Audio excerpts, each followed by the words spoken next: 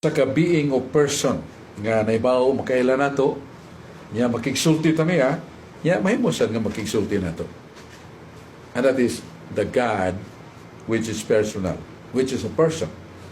Og naibaw ta nga in all arguments against the existence of the Father or the Holy Spirit cannot be used of the existence of Christ as the incarnate God. Kaya may man siya. Kamatod pa ni Jesus, mianhi ko aron pagbuhat sa mga buluhaton sa kong amahan. Sa San Juan City 16, sa San Juan 12:49-50, ang tanan nga akong gihimo gimbutan sa mahan nga nagsugo kanako. O mianhi siya nga nagsulob og lawas sama kanato. Munang the incarnate God. Kunya sa palang kasulatan, may matuod usab niini kay ang kasulatan usa ka libro nga gidawat bisan sa mga larangan kon nataran sa siyensya. Sa kasinugdanan mao na ang pulong. Ug ang pulong kauban sa Dios, ang tanang mga butang nga makita ug dili makita nagahimo sa pulong. Ug ang pulong mao Dios. Ug ang pulong nahimong tao nagpakita kanato ug nakita nato ang iyang himaya sama sa himaya sa bugtong anak nga mao si Jesus. Muna kini usa ka manifestation of revelation nga gikan sa kaitasan dili ni hunahuna sa tao nga Dios misulob og lawas sa tao nagpakatao. Ang atong katekismo na iyon nga si Kristo hingpit 100% God and is also 100% man. Nga kay man, tao man, doon na siya lawas o kalag siyang kinahiyas pagkatao. O siyang pagka-Diyos, way sinugdanan o way katapusan. O sa kabutang atong masayran nga, kining Kristo, nga divine person, sumala sa kaalam 24:9, ikaw o kaalam, diha na sukad sa way sinugdan o way katapusan. You o wisdom, you have been existing without beginning and no end, meaning the divine person of Christ as the wisdom is eternal. Niya, ang eternal nagpakalugan sa dictionary, way sinugdan o way katapusan. Mao ng Diyos. Kunya, immutability, dili siya mailawom sa kausaban. Sama sa pagtubo, pagkadako, niya malawas, malarang, that is mutability kausaban. God is no subject to mutability because He is forever the same. Mao sa si Kristo. Atong mabasa sa Hebrehanon 13:8 nga si Kristo mao sa gihapon. Kaniadto karon og sa maabot si Kristo mao sa gihapon. So Christ is eternal. Monang sa San Juan 12:34 divine revelation gihapon nga nagingon nga ang Kristo dili mamatay. Pero murag mo contradict man sa 1 Corinto 15:3. Kining maayong balita nga ang Kristo namatay o ang Kristo nabanhaw. Nya sa 12:34 San Juan, ang Kristo dili mamatay. So dili ni contradiction. In view of the fact nga si Kristo ni sulob og dagway sa pagkatao, sa 1 Pedro 3:18 mingo San Pedro ang Kristo namatay. Diya siyang tawhanon nga kinaiya. So doon na siya kinaiya nga dili mamatay. Nga muna iyang pagka-divina persona, way sinugdan ug way katapusan, nga mausad ang iyang pagka-Diyos. Kaya matod pa sa The Teaching of the Catholic Church, page 85, the divine person cannot be separated by his divinity or nature. You cannot separate divine person and the divinity because these entities are only one. Ang iyang pagka-divine person, mausan ang iyang pagka-Diyos. Sama sa kayag sa adlaw, dili nimo mabuwag sa adlaw. Di na ang adlaw, di sa mabuwag niya kahayag. Di na ang divine person, naasa niyang pagka-Diyos. Ug mo na itinugdan nga si Kristo miyanhi matod pa sa Juan 9:31, usa ka buta, kay gikan Diyos pagkatao nga buta, giayo ni Jesus. Og siya nagatarungan, pagingon nga, kita nasayod sa kasulatan, nga ang taong makasasala, dili makahimog milagro. Ang tao lang nga matarong. O siyang pagkamaudo na igahom, ang makahimo o milagro. O ako naayo. nga buta sukad pa sa akong pagkabata. Way tao nga makahimo nini ug may nahitabo nini sukad sa pagtukod sa kalibutan. So the person of Christ is really person. Kaya nakita siya nakigsulti makadungog sa itong mga pagampo. Likewise the Father is also a person. Kaya siya nakigsulti na Moises, ang divine Holy Spirit, ato mabasa sa Juan 8:32-36 nga nakigsulti ang Espiritu Santo ni San Felipe. So the three divine persons is really one personal God. Una natin kapambit sa may pagkutana ni Brad Dennis Abarquez. Salamat kay Dennis. Niya kining basin og napay kaduha barsok. Doon na pagkay pagkutana. Ang second question barsok, may tungod kini sa True Church. No, sayod kita barsok nga daghan nag-claim sa matuod nga iglesia, sumala sa Biblia sa Mateo 16:18 nga pagkatukuro ni Kristo ang iyang iglesia na sa 19 bisan ang hadis sa kamatayon dili makabuntog sa iyang iglesia. Karon barsok daghan mga non-Catholic denomination ang nag-claim nga ang simbahan nila tinukod ni Kristo sama ning mga born again Christian, Baptist ug uban pang mga Christian denomination nga nagdaladala sa ngalan ni Kristo o sa balaod ni Kristo nga ang gibasihan barsok ang balaang kasulatan nga mao Biblia.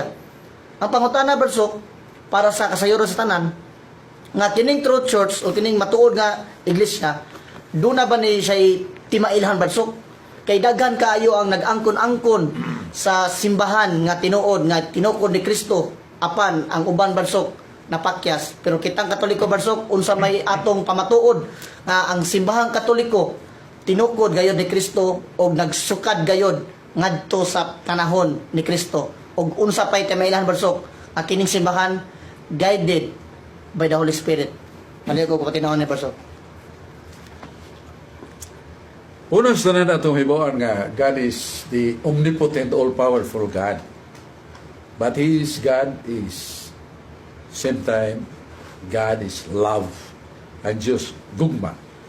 Muna nga ang Ginoo makay ngayon kay na may mga tao pag yun hiabtis matuod nga iglesia wapay missionary nakabot wapay maguwali sa may balitang niabot kanila. Pero mabasa man nato sa kasulatan nga sa libro suwat San Pablo sa Roma 2:12-13 nga bisan ang mga paggano kunwa pamayabti sa pulong sa Dios isudla na ang ilang kugilingong kinaiya sa pagkabana nga naay Dios o sa pagkasayod nga dunay balaod nga naisuwat silang kasing-kasing o ang ilang tanlag naga-agda o naga-hunghong kanila kuno sa maayo kung sa dawta. Pero lagi wa pa sila hiyabtis may balita. Ya kung basa ta sa suwat ni San Pablo sa Tagaruma, Uluhan 2. Unya tudling 8 ngadto sa 10. Kay dunay mga dili Hudiyo, o mga Hintil nga wa pa hiyabtis may balita ni Kristo. Apan sila may ilang adunay Dios ug nagabuhat og maayo. Sila paggadawaton usab sa Ginoo.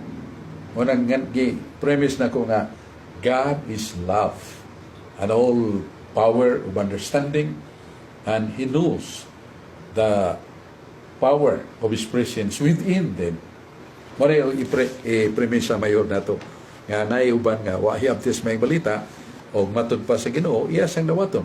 Kung ila kaniya og sila nagabuhat og mayo agad sa agda silang konsensya. Pero ang Catechism of the Catholic Church sa iyang numero 846 numero 846 nagapahayag na hence those could not be saved who knowing that the Catholic Church was founded as necessary by God through Christ, yet would refuse to either to enter it or to remain in it. They could not be saved. Ang kondisyon di ay din sa Catechism of the Catholic Church nga nadunggan na nilang may balita. Nasayod na sila nga Ginoo nagtukod og usa ka kahugpungan o kapunungan nga gidugtong niya nga siyang ulo o ang maong kahugpungan iyang lawas. O matod pa ni San Pablo sa Colosas 3:15, mao kining kabubuton sa Dios nga magpasakop ta siyang lawas nga maong iglesia. Mao na nga kun hibaw na ta nasayod ta kinahanglan magpasakop ta niya na kay matod pa ni Kristo nga doon na po ko'y daghang makarnero nga magpasakop ning panon uturil. Apan kung sila mamati sa akong mga pulong, dadon ko sila. Aron sila mahimong usara ka panon sa ka magbalantay. Mo nang kinahanglan yun nga kadtong nayabtan na sa pulong sa Ginoo, nayabtan na sa grasya sa pagkanibawas matuod nga iglesia, magpasakop yun. Tungod kay ang iglesia gidugtong sa ulo nga mo si Kristo. O ang ulo nagpadagayday sa mga grasya sa tibok nga lawas nga mong iglesia. Muna kinahanglan ta magpasakop. Pero nangutana makaog kining timaan.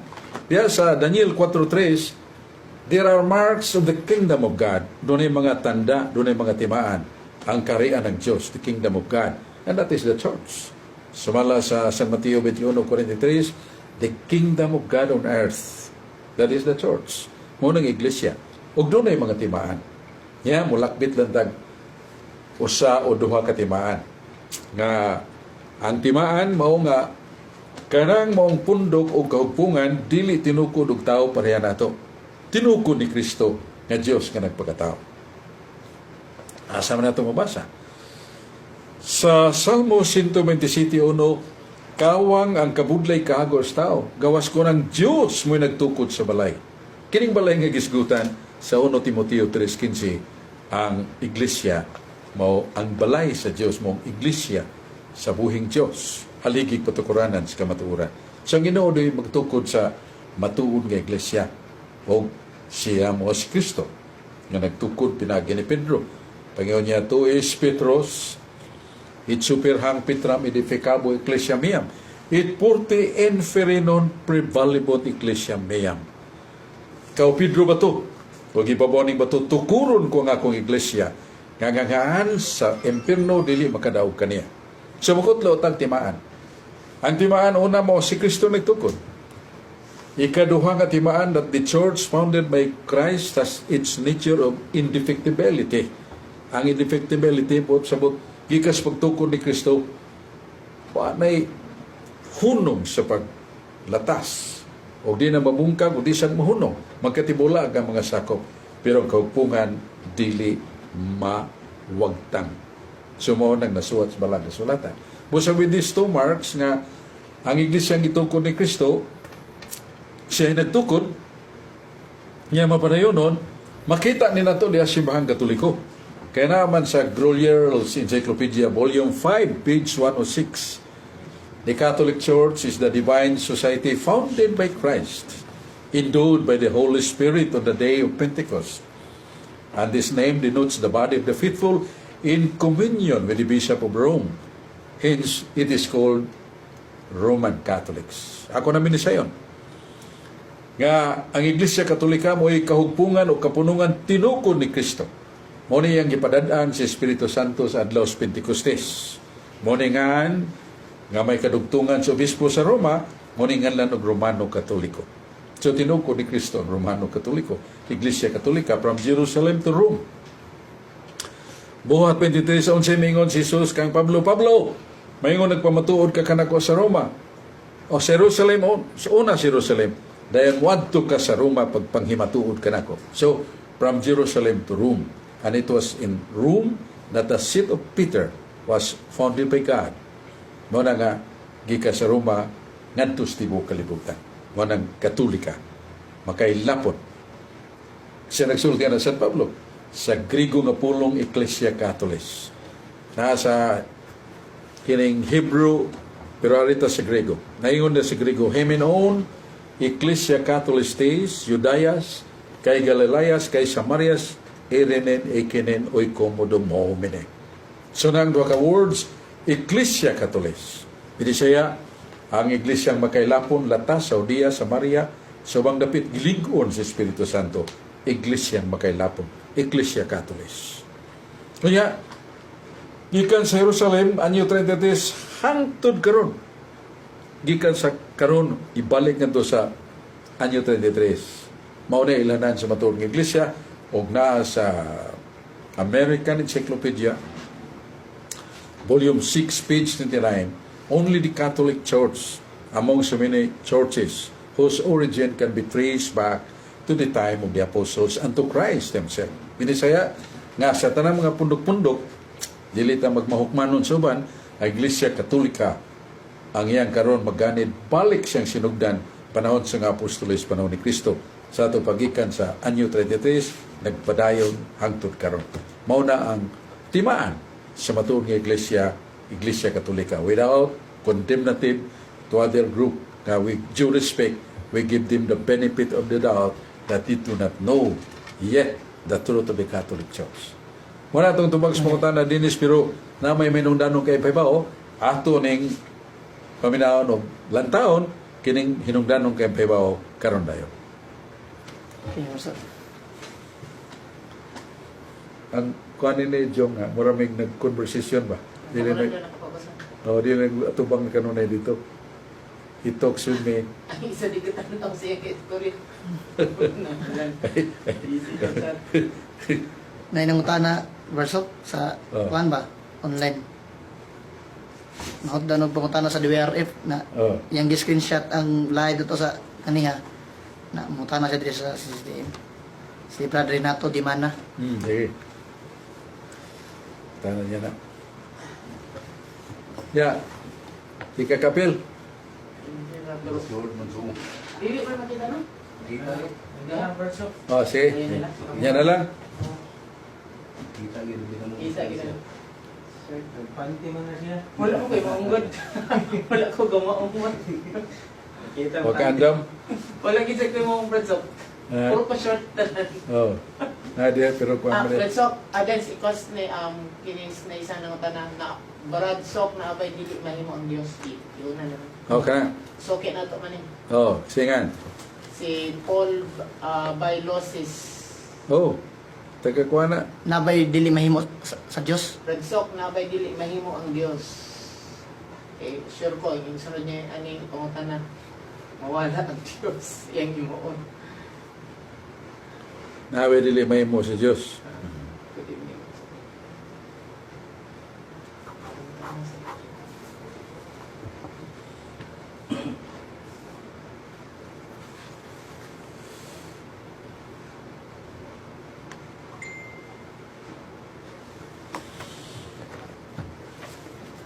May na po tara.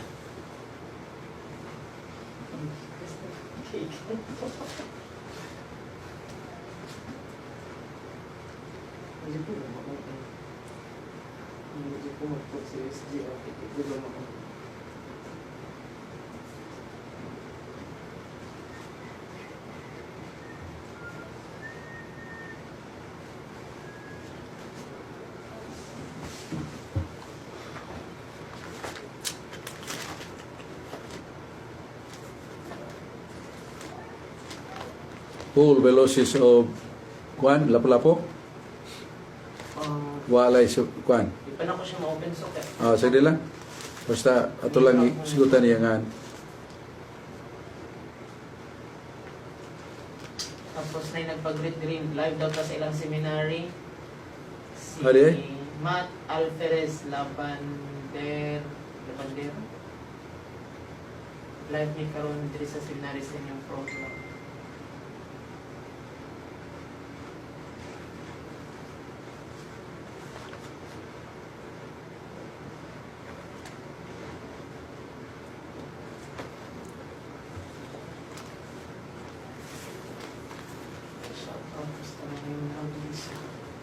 Diocese of Mati?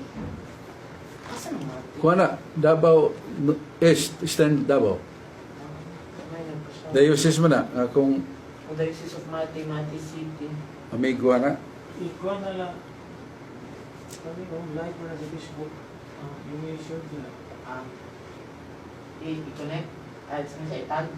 Oo, i-share niyo mo. Hindi nga mo kung i-connect eh. Ang logo na mo ba? Na may logo. Na may logo sa kanto. live man sa Facebook. Ay, may gigon ni mong kuandong kamera kinilang. Kaya ni mo. Okay ni. Ari man. Ay, Larry. Kiri lang. Mas kuan rin angle.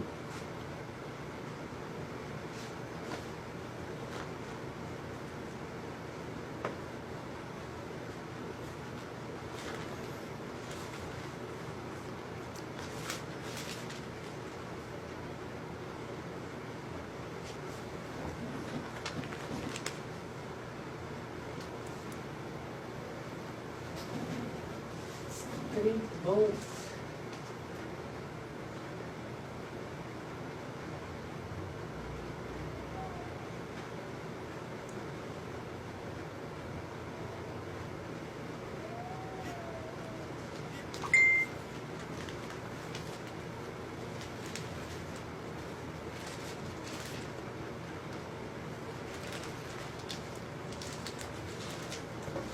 Tambay. Tambay, Perso. Okay. Tambay.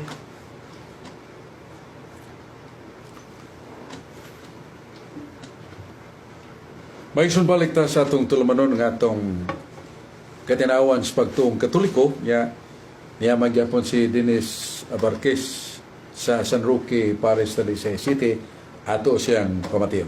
Okay, Barsog, daghang salamat sa ikaduhang higayon sa atong programa sa Katinawan sa Pagtuong Katoliko. O Barsog, atong greeting sa atong online members sa atong official page sa Catholic Faith Defenders, sa Peter Pedro, dina ni Brad Anolito Disinan, Brad Ariel Coray, Brad Gabriel Sorig, o ni Maria Fel Torrigasa diha sa Toledo City. Barsog, dunay pangutana sa usa ka online members nga duna bay dili mahimo sa Dios. Mo niyang pangutana Barsog nga duna bay dili mahimo sa Dios. Salamat kayo. Mo sa ni pangutana nga gipasupot ni Paul Veloces nga pasupot sa niya nga doon na ba'y dili mahimo sa Dios. Niya ato ning tubagon pinagi sa Sagrada Scriptura, balang kasulatan kay para dili ta mo ilog si otoridad sa Dios nga mogi mutubag pinagi sa kalam nga langit nun Espiritu Santo. Ato masahon ang Jeremias 32:17. O Ginoong Dios, aniya karon, ikaw ang nagbuhat sa langit og siyuta. Pinagi si mong gahom, pinagi si mong tinuyod nga kamot, walay bisan unsa nga malisod kanimo. Diya sa Dios gipahayag way malisod kanimo o Dios. Tanan nga di mahimong tao sayon na sa Ginoo. Kay way malisod kanimo o Dios. Asa ni mabasa niya sa Jeremias 32:17. Pero bisan siya siyang pagka makahimo sa tanan, naasay nganlan og the limit or constraint of his being God as justice and holy God. Marang basahon na to ang Job 34:12. O sa pagkatinuod ang Diyos, dili magbuhat og dautan, o dili niya balit-aron ang pagkamatarong. So, bisan tuod siya makahimo sa tanan, tungod siya pagkamakagahom, pero dili siya makahimog dautan. Kay, unsa nakaglatan contradiction to His absolute holiness, ang iyang pagka-Diyos, dili makahimog dautan. Muna kung basahon na to ang, by the way, akong gibasa ang Job 34:12. Nga isunod na to ang Deuteronomio 32:4. Nagingon, ikaw o Diyos ang bato sa kaligon, hingpit man, kayang tanan nimong dalan pulos matulid, ang Diyos sa pagkatinuod, walay kasalanan. Kay siya matarong o siya matulid. Muna, pahibaw yun nga ang Diyos, matarong, matulid, tanan niya mga paagi, pulos, matarong. O sabi sa makahimo siya sa paghimog dautan, dili siya mahimo niya na. That is a constraint or somewhat against to His holy nature. Muna nga, tubag sa pangutana, ang Diyos makahimo sa bisan unsa o bisan unsa kalisod sa tao, dili mahimo sa tao, pero mahimo sa Dios. Apan nay constraint of his being holy God, dili siya mohimog dautan. Bisag makahimo siya na, pero dili siya mohimog dautan kay siya balaan man nga Dios. Mao nang tubag sa pangutana nga atong nadawat gikan ni Paul Bailosis o ni Dennis Abarquez. Okay, Ito pa Barsog. rin, ano? Dunay pangutana, Barsog. Ganihan ni sa DYRF, no? Nahotdan tag oras. So, ang pangutana ni Brad Renato Dimana. Mayong gabi, Brad. Good eve, Barsog. Akong pangutana, bahin aning atong mga igsuon nga mga faith alone. Muingon man sila, nga luwas na sila, og sigurado gid sila mahilangit. Unya, maning nga klase sa kaluwasan, ilang gipasabot. O unsa maning klase sa kaluwasan, nga ilang giwali. Nagbuhi pa man sila og wala pay hukom sa Dios. Ilang kutloon ang Epeso 2:8 hangtod sa 9 mao gyud nay gisukaran sa ilang pagkatarungan palihog og pagpasabot bansok may tungod sa faith alone. Unahon na ito pagbasa ang kasigaran nga teksto nga ilang gamiton nga pagtuo lamang gayud wanay lain. Nya kung nato ning lantaw ng Efeso 2:8-9, dili na to tandi sa kinatibukan, korek kayong paminaw, no? Wala ito lang basahon para makaamguta o nga itong naminaw kung say unod ining ilang kutluon with due respect sa Biblia. 2:8-9. Kay tungod sa grasya na luwas kamo pinaagi sa pagtuo, kana dili gikan sa iyong kagalingon, kinihatag sa Dios. Dili tungod sa buhat, aron way bisan kinsang manganda. Na kusugdo na to, kay tungod sa grasya na luwas kamo pinagi sa pagtuo. Ya diretso mo sa 9, dili tungod sa buhat, aron walay bisan kinsang manganda.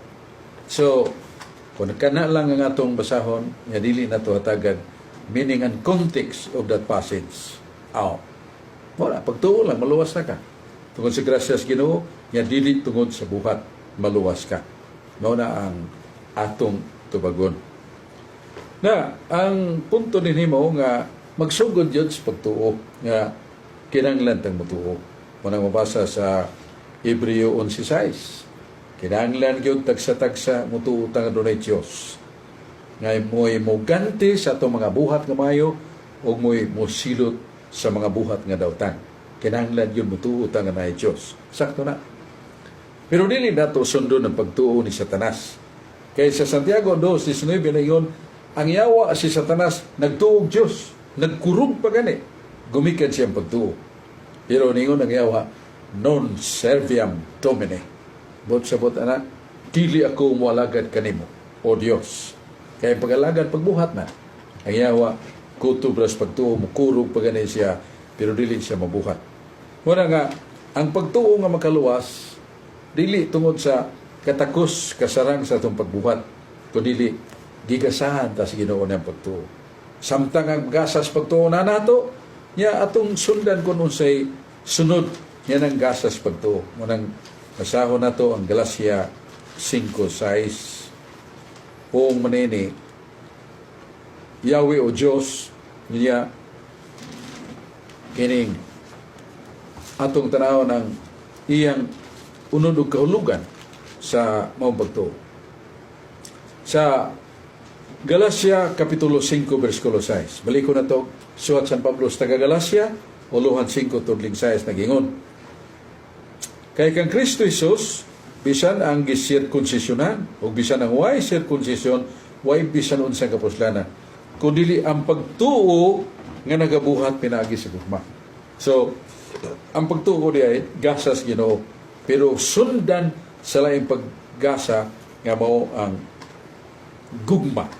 O tungod sa gugma, mabuhat ta kay naman sa Juan 3:18, ato ni basahon ang unang suwat ni San Juan uluhan 3:18, nagingon sa pinulungan pa ni San Juan Evangelista nga dunay epistle mga sinuwat sa 1 Juan 3:18 nagingon siya, mga anak ko, dili kita mahigugma sa pulong ni sa dila lamang, kundi sa buhat o sa kamatuoran.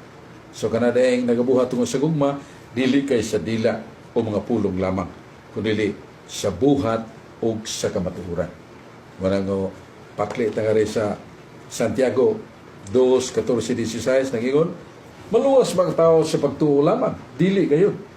Ang tao dili maluwas sa pagtuo lamang, kinahanglan iyang pagtuo ubanan sa buhat. Kaya ang lawas nga way espiritu patay ug ang pagtuong way buhat patay sa. Uwasan ni nato sa Santiago 2:14-17 o 24-26 sa Santiago 2 yapo. Muna atong tubag Dennis nga tinuod nga magsugod ang pagtuo, pero kanang pagtuo magabuhat nato sa gugma. Kaya gugma, that's another gift of God to us. Nana sa Roma 5:5, kay gasahan tas Ginoo birtud sa paglaom, pero gasahan sa tao birtud sa gugma. Kung nang gugma, mo nang mubuhat na ta kay dili ta may gugma sa pulong o sa dila lamang, kundi sa buhat o sa kamatuoran. Okay, Barsok, for the last time, Barsok, nga question, kaya itong oras 9:50. Barsok, doon ako'y kaila, Barsok, may tungod sa kaning larawan, nga mananambal. Unya, Barsok, ang larawan sa Santo Niño, o larawan ni Birhen Maria, mo himuon niya pamanambal. Na, mato ba niya, Barsok, kanang mismong larawan, maugin as mismo si Maria. Unya, Barsok, kining patulgon, murabag gipangga sama so sa kabata, Barsok ba? Ang larawan ni Senyor Santo Niño. Unya Barsok, pakanon niya, usa ipaimno niya. Unya Barsok, unsa man gi kuan ni Barsok, unsa mahug ba ni siya kulto, Barsok, or pagano nga practice kay siya, Barsok, devoted ba gyud siya sa Senyor Santo Niño na magrosaryo pud siya matag oras. Unya Barsok, unsa man ni supak ba ni sa balaod sa Dios kay nasobraan naman ang iyang pagtuo ngadto sa larawan. Paliw ko patinaw ni Barsok kung unsa ning yang gibuhat. Dili man sayo pang paghupot o larawan sa mga santos, larawan sa anghel. Kaya isuko man sa Ginoo. Diya sa Exodus 25:18-19, mingon ang Dios kang Moises, magpabuhat kag sinalsal kung linilog nga larawan sa kirubin kon anghel, unya ang imong dapat mo gamiton bulawan. Ya kining duha ka larawan sa kirubin ibutang masigkakilid sa altar. Kaya na ako diha. Ya, morning mabasa na to sa Exodus 25:18-26. Kung ipares na itong 1 Chronicles 3:6, mingon ang Ginoo, I will put my presence in these images of cherubim. Akong ibutang akong presensya nining larawan sa cherubim. Di man ibaya sa Jeremias 23:24, ang Diyos na asta ng dapit. Pero especially, particularmente, ningon siya, akong ibutang akong presensya ning larawan sa cherubim. Pero dili na ito isipon ng Diyos. Kaya gatong basahon ang 2 Hari 19, nagingon si Ezekias ang buutan nga hari. Nga nagampo siya, niyawi ang Diyos at tubangan sa larawan, tubangan sa cherubim. Pero wa siya magampo sa kining kirubin nga larawan, kundi ang naasod sa kirubin nga mo ang Diyos niya. Niya sa 2 Hari 19:15, og si Ezekias nagamuyo kang Yahweh nagaingon, o Yahweh, ang Diyos Israel nga nagalingkod ibabaw sa kirubin, ibabaw sa larawan. Ikaw ang Diyos, ikaw lamang sa tanang mga gingharian sa yuta, ikaw nagbuhat sa langit ug sa yuta. So klaro nga pag-ampo ni Ezekias nagatubang sa larawan sa kirubin, pero dili ang kirubin yang gipuan, kundi ang presensya sa Dios, ang pagkanaa sa Dios yang gipuan, dili ang kirubin. Muna atong doktrina sa atong simbahan. Muna kung gamito na sa nganlan na to mga himo na tong kining usa ka ginamiton ng balaan nga larawan sa atong tuyo pag panambal ba ubang mabuhat mo niya na nganlan na og divination, sala na batok sa unang sugo tungod kay gigamit na to sa dili maayo na sa kaalam sa Jesus, gamita ang butang nga balaan sa balaan paagi, dili niya ng paghiha nga mahimo na ng divination nga attracting people to believe us nga kita gitugahan sa mga birhen ug Santo Niño, pero usa ka pagpasalaan kay dili man among doktrina simbahan. Mo na nga ito katubag sa may pangutana ni itong ipadaan mo dong Yes, Barsok. Dennis Abarquez.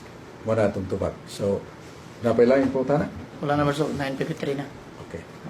So, salamat kayo, Dennis, ug sa atong mga kauban niya sa Brad Jong Chua sa atong mga gipilan sa paghimos mga ino nato bagong agda sa sensya atong live streaming pinagi sa kining Facebook, pinagi cellphone, makabuta sa laing mga nasod nga makita nila nga atong tulumanon.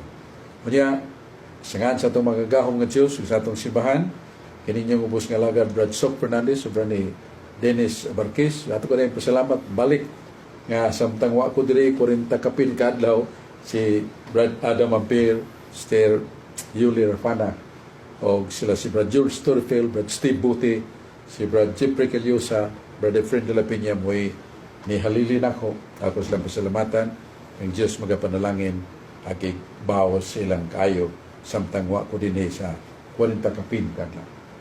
O niya, salamat, tagbuta po ni atong tulumanon, atong katinawan sa pagtuong Katoliko. Atong gamit kanunay mga referensya sa nganlan na itong mga authentic reference, particularly the Bible, the Holy Scripture.